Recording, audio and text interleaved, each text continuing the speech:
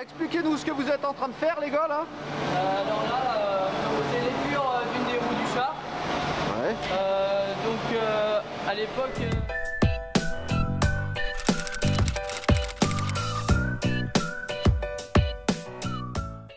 Bonjour à tous, ce que vous allez voir dans cette vidéo, c'est le travail des apprentis de l'atelier de la Giraudière qui ont œuvré sur les roues, en particulier sur les rayons et sur l'assemblage justement de la structure de la jante.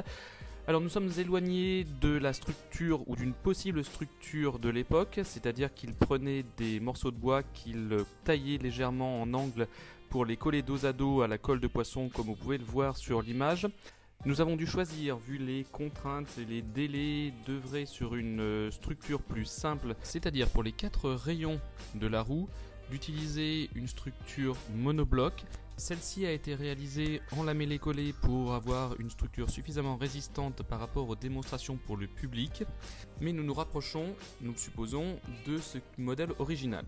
Quant aux moyeux que vous allez voir ultérieurement, ceux-ci devaient être réalisés en charme parce que le fil du bois est plus fin, donc plus résistant. Ici, ils sont en chaîne cerclés avec du cuivre, brasés ultérieurement par un plombier puisqu'ils ont été cintrés à la Giraudière dans l'atelier de métallerie. Et ces moyeux étaient censés prendre les rayons en sandwich. Ici, nous les plaquons bord à bord et les maintenons contre la roue grâce à une bague en bronze extérieure qui sera fixée par une goupille en bronze, elle aussi. Fais-nous voir dessus. Donc tout ça c'est l'épure de la roue. Donc il y a les 4 rayons et le moyeu central. D'accord. On a 4 rayons et à l'époque ils faisaient pas la même technique que nous. Oui. Donc ils assemblaient des demi-rayons comme ça là, donc tout cintrés. Et après ils les assemblaient et les collaient ensemble. Nous maintenant à l'heure d'actuelle on ne peut pas faire cette technique, donc c'est trop compliqué. Là, on voit bien que si on cintre au maximum, on n'arrive pas encore à ce qu'on veut. Donc on fait une technique de lamellé-collé.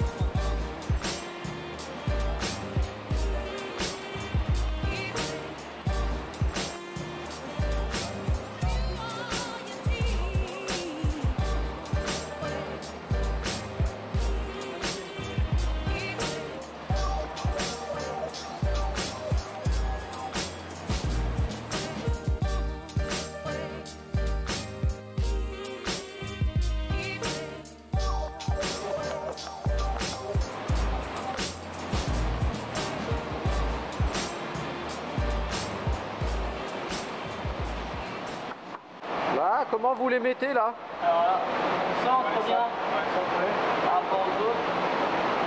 Là, vous avez bien croisé, c'est bon le sens? Ouais. Il y a combien d'épaisseur en tout? Il y a 5 et 4 en tout. Là on fait toute la partie avant du char. D'accord. Donc ça s'appelle le timon. Ouais. Donc là, le timon il se fait avec 5 pièces, dont une en lamellé-collé, donc c'est celle qu'on est en train de faire. Donc elle va être cintrée de deux côtés pour pouvoir accueillir l'attelage en face là-bas au bout. Et derrière là-bas pour pouvoir mettre la caisse et du coup après il y a plusieurs autres parties. Donc il y a, ici là il y a toute la partie du dessus et il y aura des rayons pour soutenir pour que ce soit bien solide. Donc voilà. T'as prévu de le faire en combien de lamelles ton lamellé-collé du coup? Donc en 12 x 7 et donc faut qu'il fasse 80 d'épaisseur. Et du coup il y aura de la colle pour chaque lamelle. D'accord. Pour bien solidifier. Tu nous fais voir en bas là comment t'arrives à le cintrer Du coup là on va le cintrer comme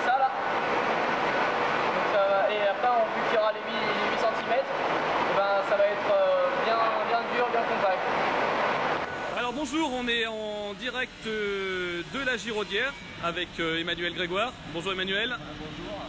Alors donc ils ont avancé sur le char, donc tout ce qui est le timon est réglé. Voilà, il est chevillé comme vous pouvez le voir ici. Et ensuite, pour ce qui est de la structure de maintien, donc les roues sont faites, on va donc voir avec les compagnons du devoir la semaine prochaine. Toute la structure de pose de la caisse aussi est réalisée. Donc ils ont vraiment super bien bossé, franchement faut le dire. C'est vrai. Alors voilà, la structure essieu est prête, hein, donc là maintenant ça va être au suivant de jouer. ouais, là, c'est ça va être au suivant. On peut essayer, ça roule.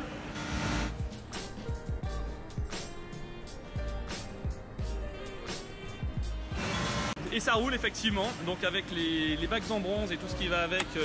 Voilà, donc ça c'est la phase 1 qui est terminée. Merci beaucoup Monsieur Grégoire, on vous retrouvera bientôt je pense. Allez, à bientôt. Quant à la phase 2, donc justement, celle qui concerne la roue proprement dite qui va être cerclée de cuir. Là, vous voyez un des apprentis qui est en train de passer les extérieurs de la jante à la défonceuse pour faire des quarts de rond de 6 mm pour éviter que l'angle droit du bois ne coupe le cuir. Quant à la jante et sa structure de recouvrement en cuir, ici vous pouvez voir que nous avons pré-percé, comme il se faisait sans doute à l'époque, pour que les clous puissent traverser. Nous avons choisi des clous en cuivre de 90 mm de longueur que nous pourrons replier comme sur les portes anciennes pour maintenir de l'autre côté le cuir, et nous pensons justement faire en quinconce et non en ligne comme vous le voyez les trous pour passer les clous de charpentier, justement un classique. Et ces trous-là, dans l'Antiquité, étaient passés théoriquement à la pointe feu, c'est-à-dire qu'en fait des pointes étaient mises au brasier, et une fois qu'elles étaient rougeoyantes, on les passait dans les trous pré-percés pour que le bois cristallise, on peut employer ce terme-là, et qu'il devienne résistant, car une fois que les clous sont enfoncés, ils ne bougent pas selon la traction qu'il aura exercée.